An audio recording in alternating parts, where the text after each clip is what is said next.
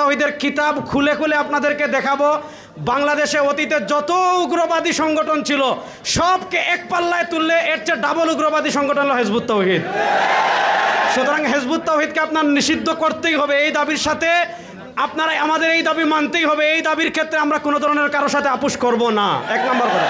দুই নম্বর, প্রশাসনকে আমি একটা কথা বলবো, হিজবুত তাওহীদ বিভিন্ন মহল্লায় আমরা যেটা দেখেছি, উলামায়ে কেরাম হিজবুত তাওহীদের বিরুদ্ধে যখন বক্তৃতা করেন, হিজবুত তাওহীদের কুফরি আকীদা নিয়ে বক্তৃতা করেন, তখন হিজবুত তাওহীদ যে কাজটা করে, প্রশাসনকে টাকা দিয়ে কিনে থানায় মামলা করে স্থানীয় আলেমদেরকে তারা কি করে, স্থানীয় আলেমদেরকে তারা হয়রানি করে।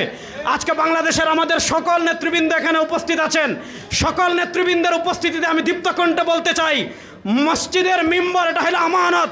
এখানে হিজবুত তাওহীদের বিরুদ্ধে বক্তৃতা হবে, কাদিয়ানীদের বিরুদ্ধে বক্তৃতা হবে, সাহাবী বিদ্বেষী, নবী বিদ্বেষী যারা নবীদের সমালোচনা করে, সাহাবীদের সমালোচনা করে, তাদের ইলমি খণ্ডন করা হবে।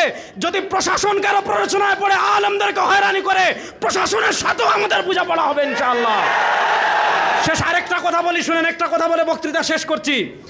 বাংলাদেশ এটা 92% মুসলমানের দেশ।